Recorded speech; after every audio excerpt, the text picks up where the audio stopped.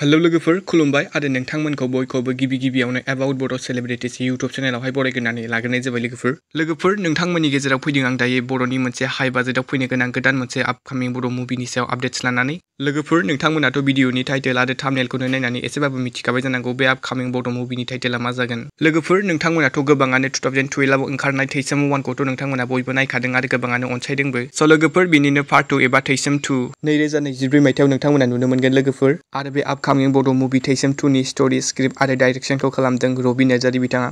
ओमफ्राय लोगोफोर थैसाम 2 आबुं बर' सावथुना जों सोरखौ फाव खालामनायखौ नुनो मोनगोन होनोब्ला लोगोफोर थैसाम 2 आव जों गाहायै फाव खालामनायखौ नुनो मोनगोन बर'निनो साथाम मुंदांखा फावखुंग्रिखौ। बिथांमोनानो जाहैबाय मनालिसा हाज'वारि, लीना बसुमतारी आरो गेमस्रि दैमारि बिथां। फावखुंगुर महरै जोङो थैसाम 2 आव गाहायै फाव खालामनायखौ नुनो मोनगोन रबि नार्जारी बिथांखौनो। आरो बिथांमोनजोंनो लोगोसे जों साइडआव फाव खालामनायखौ नुनो मोनगोन दैमु ब्रह्म बिथां आरो लंकेश्वर अनिल नार्जारी आरो प्रेक्टिकेल बसुमतारी बिथांमोनजों लोगोसे जों गोबां फावगिरि बिथांमोनखौ जों बे सावथुनाव फाव खालामनायखौ नुनो मोनगोन लोगोफोर। ओमफ्राय लोगोफोर थैसाम 2 आबुं बर' सावथुनखौ 2024 नि आगस्टआव रिलिज खालामगोन दि लोगोफोर। ओमफ्राय लोगोफोर थैसाम 2 नि थाखाय बाजेटआ जादों 50 लाखनिफ्राय लानानै 60 लाखनि गेजेराव। ओमफ्राय लोगोफोर बिथांमोना थैसाम 2 नि थाखाय एक्सननि थाखाय गुबुन जायगानिफ्रायबो एक्सन डाइरेक्टर लेंहरदों दि लोगोफोर थैसाम 2 नि माखासे एक्सन सिनफोरखौ आं नोंथांमोननो स्क्रिनावबो होनो हाखादों नोंथांमोना नुखादोंआनो जानांगौ। ओमफ्राय लोगोफोर नोंथांमोना बे एक्सन सिनफोरखौ नुनानै थैसाम 2 खौ माबायदि जागोन बायदि मोनदों आरो सोर थैसाम 2 खौ दानिफ्रायनो नायनो थाखाय एक्साइटेड जानानै दं कमेन्टआव खोन्थाहरदो लोगोफोर आरो नायनो थाखाय एसे नेना थादो। स' लोगोफोर नोंथांमोना बेबायदिनो आपडेट्स मोनबाय थानो थाखाय आंखौ WhatsAppआवबो फल' खालामनो हागोन लोगोफोर। आं भिडिअ आपल'ड होनाय लोगो लोगो नोंथांमोना WhatsAppआवहाय लिंकखौहाय शेयार खालामहरगोन। लोगोफोर WhatsAppनि लिंकखौ आं बे भिडिअनि डिसक्रिपसन आरो कमेन्ट बक्सआवबो पिनाव होना दोनगोन नोंथांमोना बेयाव थांनानै फल' खालामहैनो हागोन। स' लोगोफोर दिनैनि सर्ट आपडेटआ बेनोमोन नोंथांमोना भिडिअखौ नायना मोजां मोनोब्ला लाइक खालामबानो जाबाय आरो सोरबाफोर चेनेलाव गोदानै फैदोंब्ला साबस्क्राइब खालामना होबानो जाबाय बेबायदिनो आपडेट्स भिडिअ मोनबाय थानो थाखाय। स' लोगोफोर दिनैनि भिडिअआ एसेनोसै गोजोन्थों एन्ड थेंक्स फर वाचिं।